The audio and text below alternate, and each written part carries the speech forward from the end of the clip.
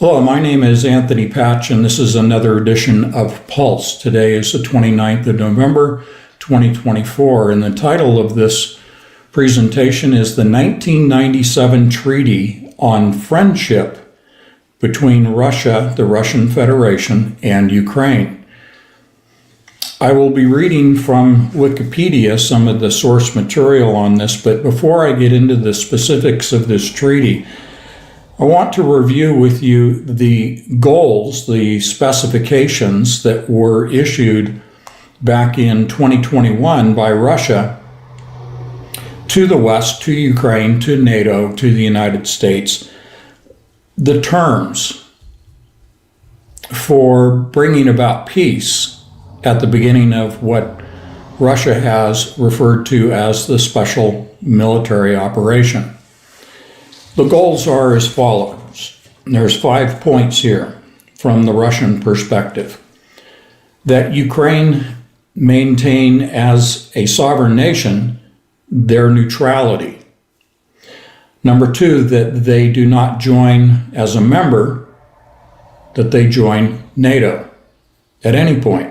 Number 3, demilitarization of their standing army.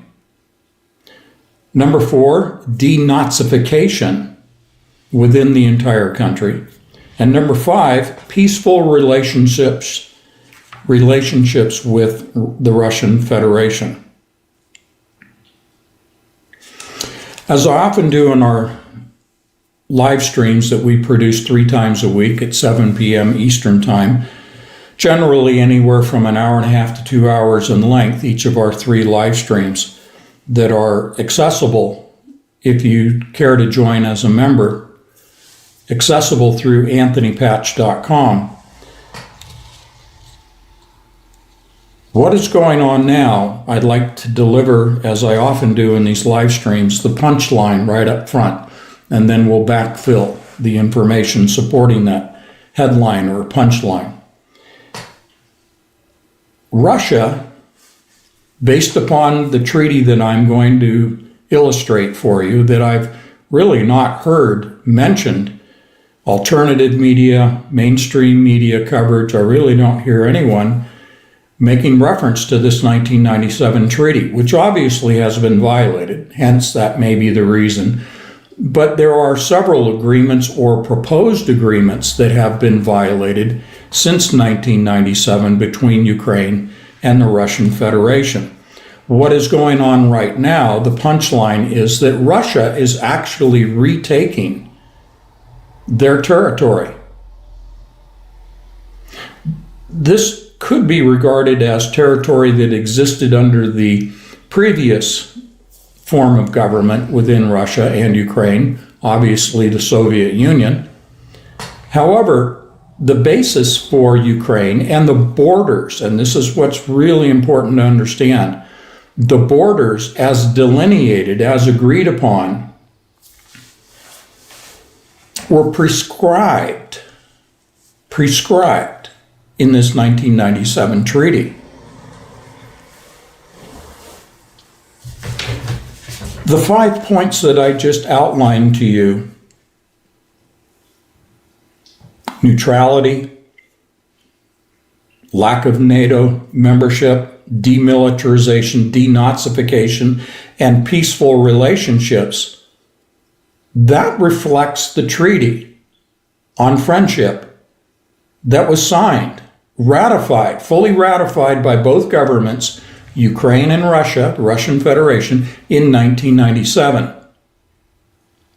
Thus, the violation of the treaty, or the allowance for the treaty to expire, it had built into the agreement a 10-year period of automatic extension of the treaty, reinforcement of the treaty, unless one side provided 6 months prior notice to the other that they were going to allow the treaty to expire. So an automatic renewal every 10 years since 1997. The essence of it is, should it be allowed to expire, or if the peace treaty were to be broken, obviously by military incursion military attack, special military operation. The result is, from a legal standpoint, is that the borders of Ukraine specified in the treaty no longer exist. So this was broken, dissolving the borders of Ukraine, thus denying sovereignty for Ukraine, meaning that Ukraine would automatically, upon the violation of the treaty, the breaking of the treaty, all of Ukraine, including the Donbass, including Crimea, would revert back to the prior borders.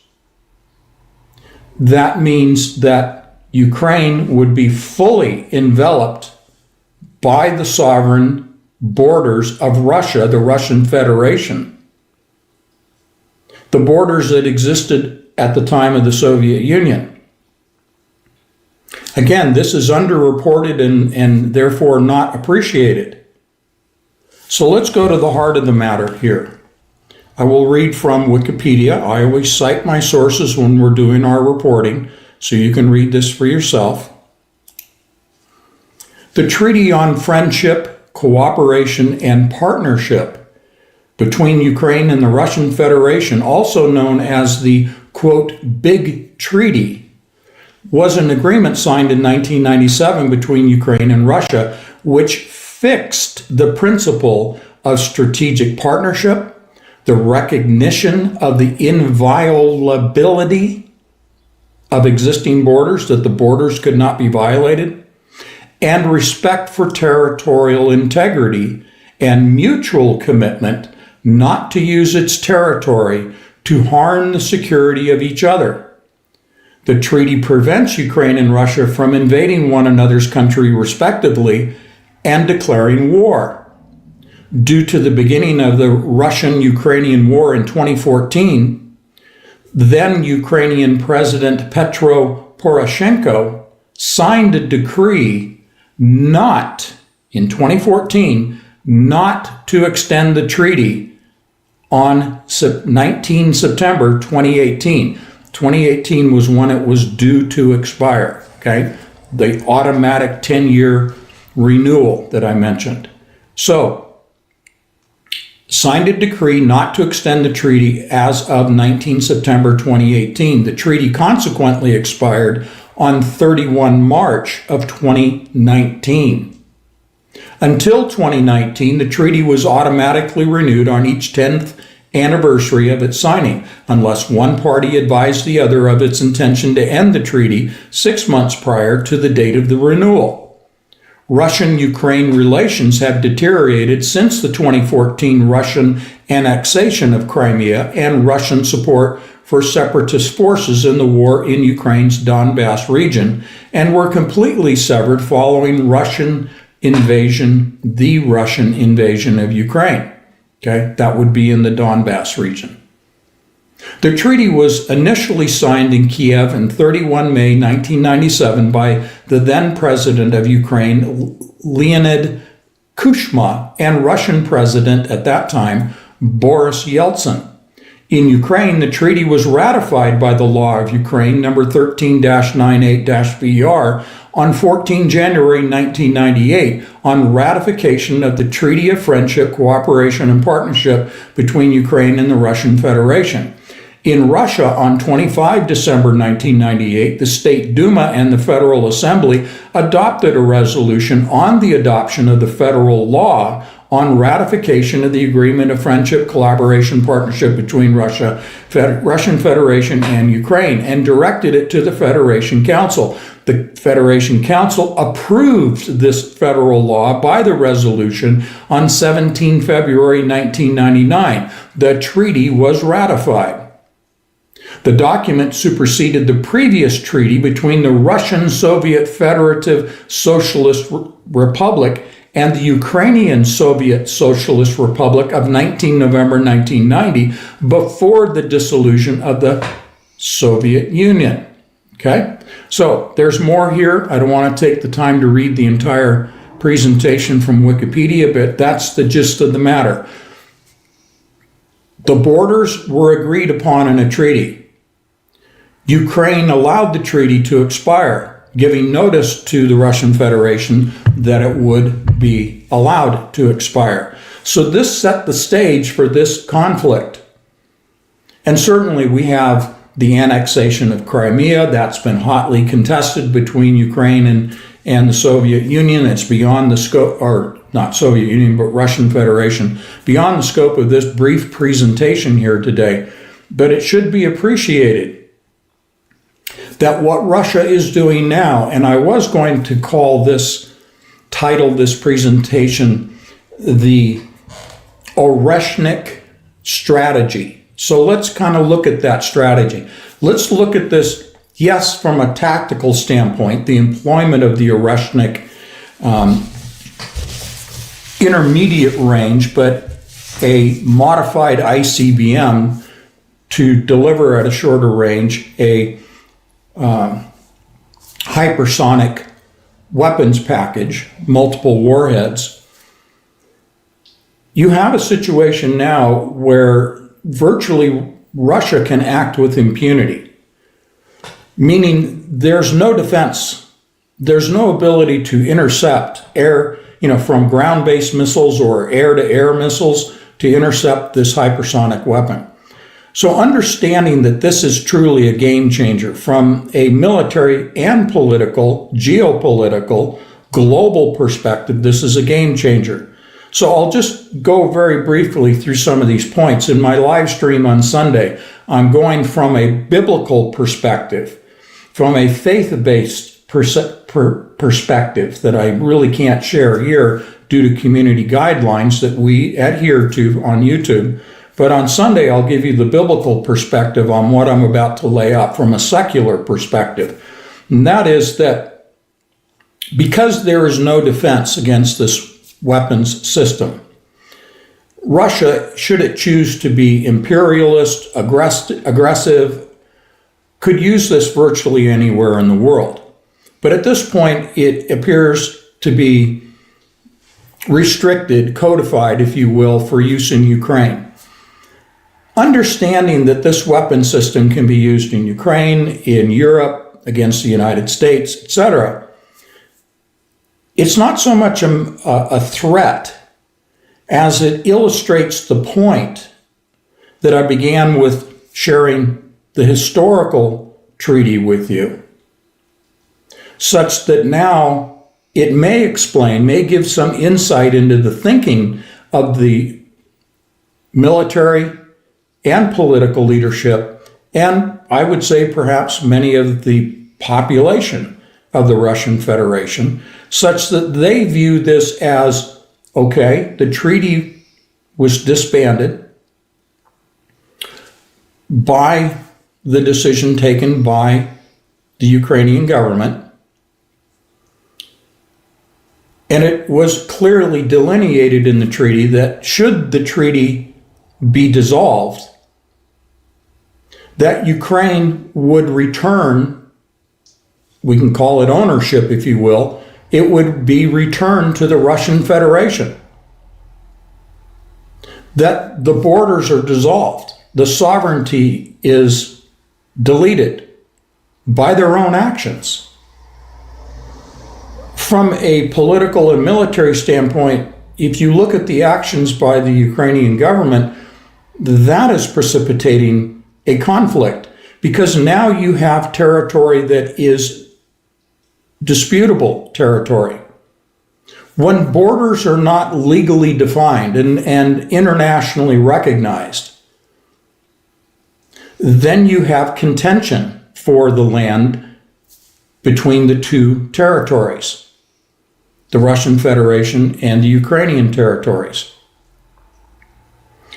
So I'm not trying to point fingers, I'm not trying to lay blame, I'm simply reporting on history to perhaps give us a better understanding of what is going on here, because when we look at now the Oresnik strategy And it's been reported yesterday and today, there are warnings, leaflets and warnings that have gone out to the civilian population and by extension the military and the political leadership in Ukraine that Russia intends to use the Oresnik again, this time on the capital city of Kiev.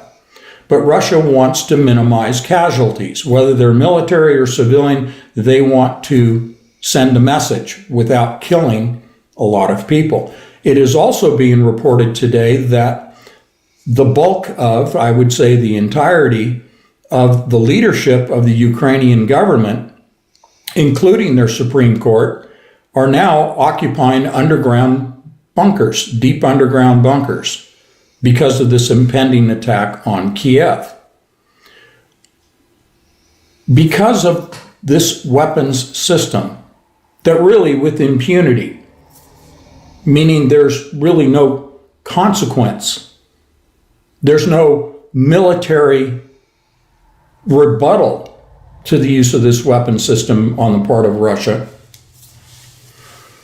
This then demonstrates that Russia is going to not only stop where they are, which is what most in the West are assuming, that Russia is really not going to advance westward towards Europe any further.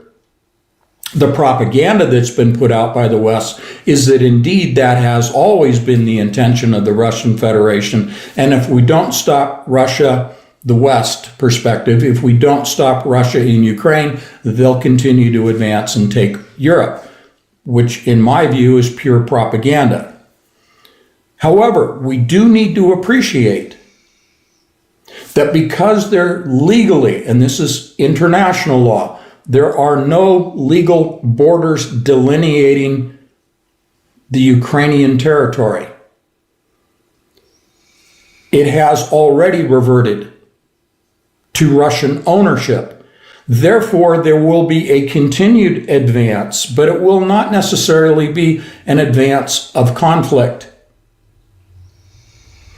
I believe that this recent information regarding the Ukrainian government, which again, from a legal standpoint, there is no legally recognized governmental body in Ukraine. Okay?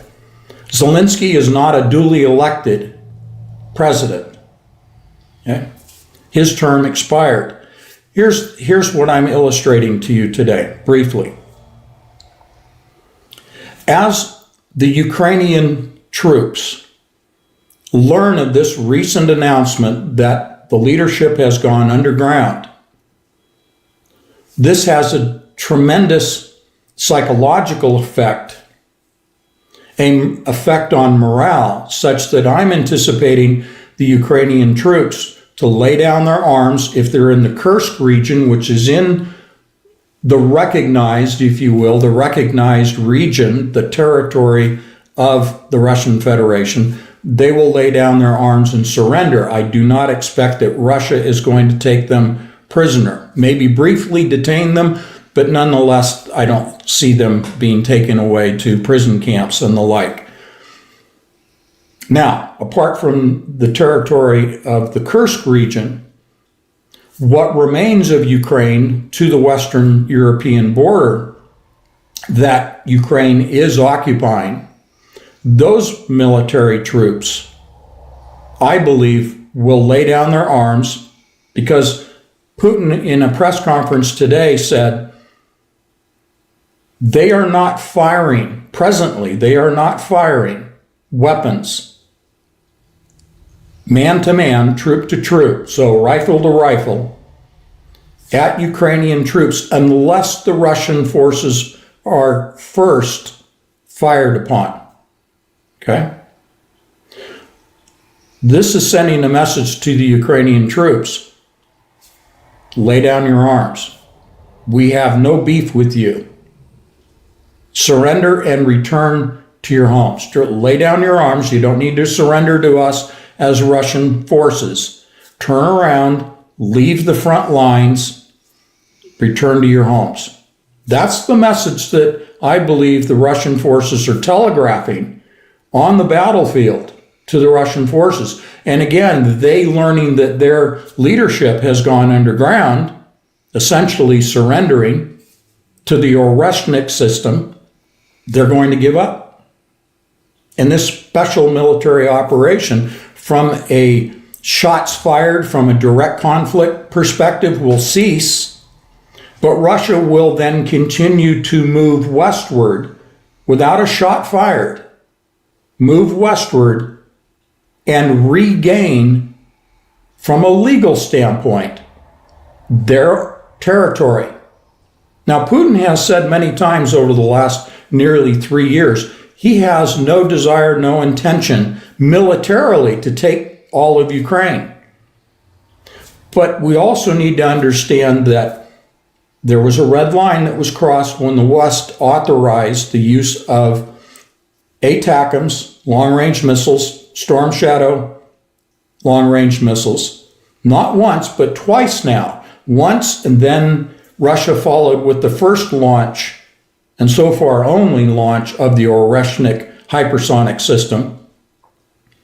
But then the West chose to continue with long-range missile, 190 miles. It's really an intermediate range missile, but the media calls it long range. We'll leave it at that. But they followed up with another strike using missiles into Russian territory.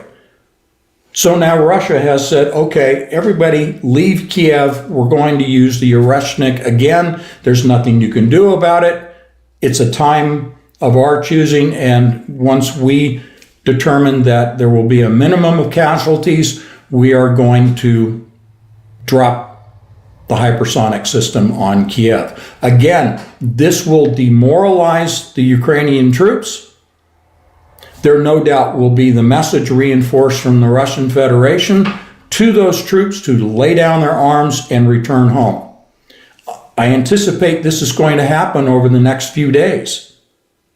This isn't, the end of the year. This isn't once Donald Trump is sworn in as the new president here.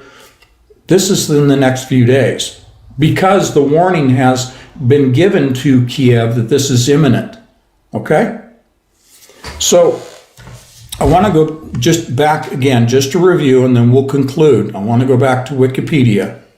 Until 2019, the treaty was automatically renewed on each 10th anniversary of its signing unless one party advised the other of its intention to end the treaty 6 months prior to the date of the renewal. Ukrainian President Petro Poroshenko signed a decree not to extend the treaty. He issued that decree on 19 September of 2018. The treaty consequently expired on 31 March 2019.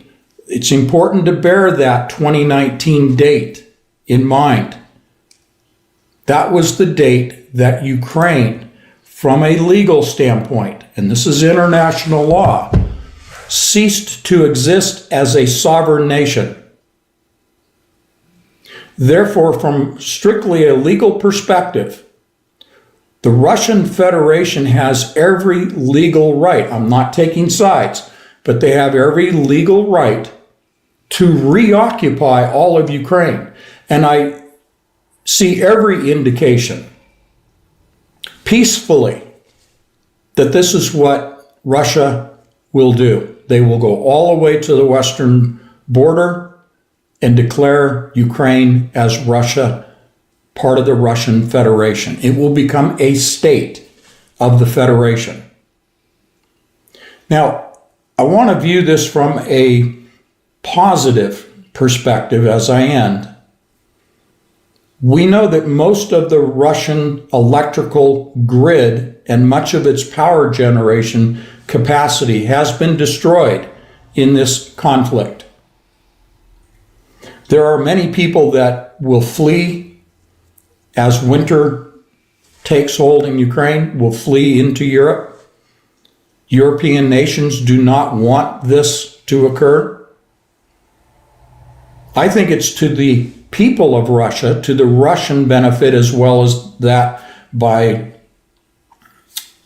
secondary influence, to the benefit of Europe, and if we need to, the benefit of NATO, to allow Russia to peaceably occupy all of Ukraine, establish peace, and be able to rebuild that electrical infrastructure, water and sewage infrastructure, food logistical supply infrastructures before winter really grips Ukraine. From strictly a humanitarian perspective, this makes all the sense in the world to allow Russia to do this. And again, legally, they have a right to do this. And Putin and his government, their statements have reflected, Lavrov and others have reflected, they want to minimize casualties. So, moving back to this 1997 treaty provides the impetus for peace to once again be achieved in Ukraine. And it also meets the goals, neutrality of Ukraine, because Ukraine as a sovereign state would not exist. It would be Russian Federation territory. So there's no need for neutrality, but in essence it achieves the same purpose. It means that Ukraine will never be a member of NATO because it's Russian territory. There will be no Ukrainian military. There's no need. There is a Russian military. And there will be peace. Now the denazification aspect, well, that's up to the Russian leaders to work through that problem. But I think many of those individuals so designated as that will flee of their own accord. And perhaps much of, if not all, of the so-called Ukrainian government leadership, Zelensky included, I think if they're smart, they will reach out to the Russian Federation and ask to be allowed to peaceably leave Ukraine of their own accord. I pray that that's the way it works out, that peace is achieved. I'm not going to go to the negative side, the worst case scenario, that is self-evident and self-explanatory. But I wanted to bring to your attention the previous existence of this treaty that still, even though it has been broken back in 2019 by Ukraine, the result of the dissolution of that treaty resulted back in 2019 that Ukraine would return to the former Soviet Union, which of course is the Russian Federation. We shall see if this ever comes to light in terms of the scenario that I've offered, but this information on the treaty and its consequences, to the positive I view it, ever sees the light of day. But thank you for your time and your attention. Again, remember anthonypatch.com. The information's all linked below.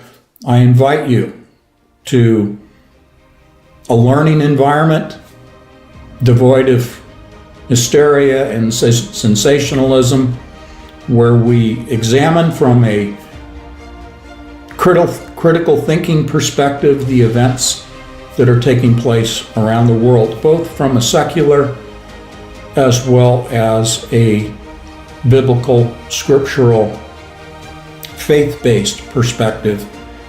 It's an environment that many people have taken advantage of and enjoy. Many people have been with us since 2014. So thank you again for your time, and God bless you all.